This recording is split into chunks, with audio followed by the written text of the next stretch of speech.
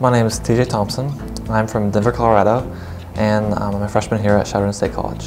Major interest right now is music and graphic design, kind of a split interest in that. More leaning towards the graphic design portion of music right now, but I like both. I'm taking right now intro to graphic design with Mary Donahue, and she's a very nice lady, very talented, very skilled. I also messed around with some pagination programs in high school in yearbook and stuff. One of the faculty members here, Michael Kennedy, he's the advisor for the Eagle newspaper. He's really been a mentor and a friend to just really help me artistically, guiding me. I feel like I can always go to him and ask him for help, or he can give me his suggestions, and he's a very nice man to work with, and he's very clear and efficient in organizing and adapting his presentation style to meet the students' needs. I think he's really been very beneficial in my artistic endeavors here at Chadron State. I think the advice I'd give is go with what you love, go with what you're passionate about. For the graphics part of it, I'd really advise just getting some software, playing around with the Adobe suite or Quark or something like that if you're into that. But get involved with the software and get some experience in that regards, that when you find an opportunity in life to be able to get involved in something, you already have the experience to be able to market yourself in that aspect. I came to Chadron State because of the location. It's beautifully located. It's a nice small town. It has a very nice atmosphere, very engaging people. They're genuine. I'm from Colorado, and it seems like there's so many people, you just get lost among the crowd and everything. And here you feel like you're someone and people know you. I think that's a major part of it. The other aspect is financially, it's a very affordable school, and I think that along with that affordability, it's also really great value for your money. You're getting quality instruction for the dollars you're paying.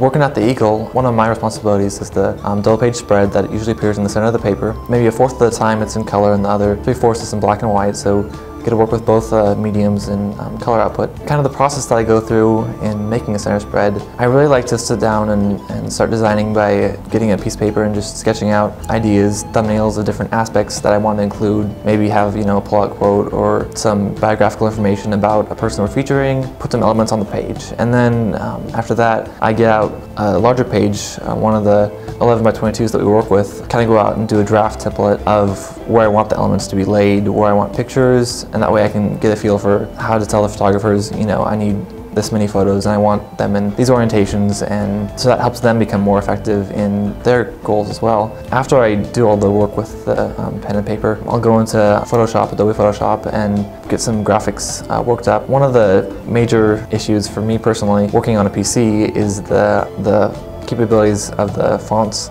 I find a lot of fonts that aren't on the Eagle servers and stuff, and so I have to make them graphics and save them and then import them, so that can be a little challenging with revising, because you'll need to go back and remake the file and save it as an image rather than just highlighting the text and rewriting it. But I think it's good to have the diversity of working on different operating systems, and I think that can be helpful. I think a lot of times when you're working from the design process and you start out with all these great ideas on paper, having to convert them and trying to put them back digitally into a working model, it can be challenging, especially working with the other members on your team. For example, sometimes you envisioned having a column span 3 or so column widths, and the writers only give you 2 columns or something. Well, how do you fill that extra column? That's where I find Photoshop really helpful in allowing me to create graphics that hopefully aren't just superfluous, but hopefully can help enhance the meaning and communication of the design that we're working on while filling that space. As far as personal preference towards artistic movements or styles that have been populated before, I think I really like elements of more classical art, such as the Rococo, kind of a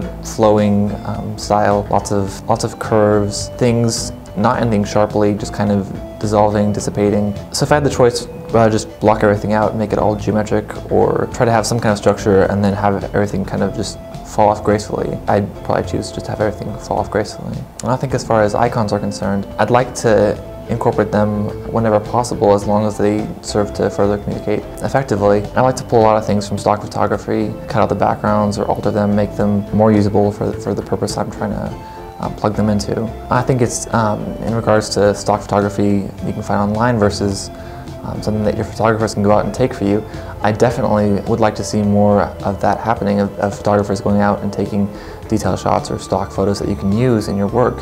The big, caveat of that is that time and practicality, your photographers can't be everywhere, and they have schedules and classes and everything too, whereas you can just go online and search Google for 10 minutes and hopefully find something that's somewhat usable. As far as the process goes for creating a center spread, there's several details that are just the foundational materials that have to be there.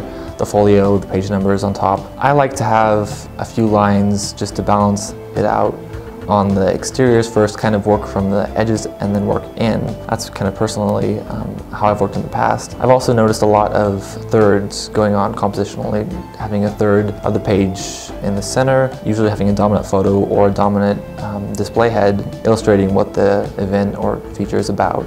If we've had copy material about story or some other aspects that usually goes on the right hand side. We always have the photo credits usually traditionally under the photo. We've done things in the past usually down in the center, lower center, where we give credit to photographers or layout staff members that have helped us. Well, on a Wednesday morning about 11 o'clock, I got a call from Savannah, our editor, saying that we had an opportunity to go full color throughout the issue, and it was previously working on it in black and white, and I was really excited about the possibility of doing in color. It had a lot of great ideas in color, and it always helps just to be able to add a few more graphical elements with that little pop. And so Savannah and some of the staff members were very gracious enough to convert some of the photos that had already been taken to CMYK format, and so I was just able to concentrate on some of the graphics to convert them.